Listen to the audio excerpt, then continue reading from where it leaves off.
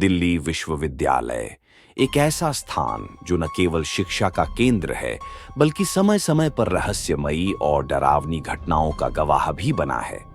ये कहानियां सुनने में भले ही आपको काल्पनिक लगें, लेकिन जो इनका अनुभव कर चुके हैं उनके लिए यह सच्चाई से कम नहीं। आज हम आपको दिल्ली विश्वविद्यालय के हॉस्टल और कॉलेज कैंपस की कुछ ऐसी घटनाओं के बारे में बताएंगे जो आपकी रूह को कंपा देंगी।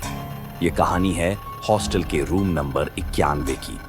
इस कमरे में रहने वाले छात्र निकुंज के अनुसार एक रात जब वह गहरी नींद में था तो अचानक उसे भयानक आवाजें सुनाई देने लगीं। ये आवाजें इतनी तेज और डरावनी थीं कि वह घबराकर उठ बैठा। उसने चारों तरफ देखा, लेकिन कुछ नहीं था। उसे लगा कि शायद खिड़की या दरवाजा हवा के कारण आवाज कर रहे होंगे, लेकिन तभी उसे कमरे में किसी के चलने की आवाज सुनाई दी और फिर जैसे कोई अपने नाखून खिड़की पर घिस रहा हो, वह डर के मारे कांपने लगा। अगले दिन उसने इस घटना की जानकारी हॉस्टल के वार्डन को दी। जांच पड़ताल के बाद यह पता चला कि 9 साल पहले इसी कमरे में एक छात्र अरुण ने आत्महत्या कर ली थी। कहा जाता है कि अरुण की आत्मा आज भी उस कमरे में भटक रही है। निकुंज अकेला नहीं था जिसने इस कमरे में अजीब घटनाओं का अनुभव किया। कई छात्रों ने इस कमरे में रहस्यमय घटनाओं की पुष्टि की है। साल 1998 की बात है। हॉस्टल के एक छात्र अभिजीत ने अपने रूम में एक कुत्ता पाल रखा था। वह कुत्ते से बहुत प्यार करता था, लेकिन अचानक एक दिन उस कुत्ते की मौत हो गई।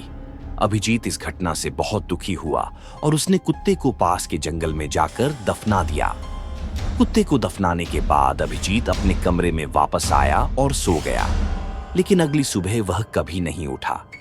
उसकी मौत कैसे हुई, यह आज भी एक बड़ा रहस्य है। कुछ कहते हैं कि अभिजीत की आत्मा आज भी हॉस्टल के गलियारों में घूमती है। दिल्ली विश्वविद्यालय के उत्तर दिशा में लगभग 2 किलोमीटर दूर स्थित इंद्रप्रस्थ लेडीज कॉलेज की कहानी भी कम डरावनी नहीं है। कुछ समय पहले इस कॉलेज की एक छात्रा सोनल ने मजाक में आत्माओं को बुलाने का खेल खेला। उसने सिक्के के जरिए आत्मा को बुलाने की कोशिश की। कहानी के अनुसार आत्मा सच में आ गई। पहले तो सोनल और उसकी दोस्तों ने इसे मजाक समझा, लेकिन अगले कुछ दिनों में अजीब घटनाएं होने लगीं। कई छात्रों ने महसूस किया कि कोई अदृश्य शक्ति उनके आसपास है। सोनल को यह एहसास हुआ कि उसने कुछ गलत कर दिया है। उसने आत्मा से माफी मांगी, लेकिन इन घटनाओं के कारण कॉलेज ने सोनल को निकाल दिया। जो छात्र देर रात तक पढ़ाई करते हैं, उन्होंने भी कई बार अदृश्य शक्तियों का अनुभव किया है। कभी उन्हें लगता है कि उनके पीछे कोई खड़ा है, तो कभी अजीब आवाजें सुनाई देती हैं।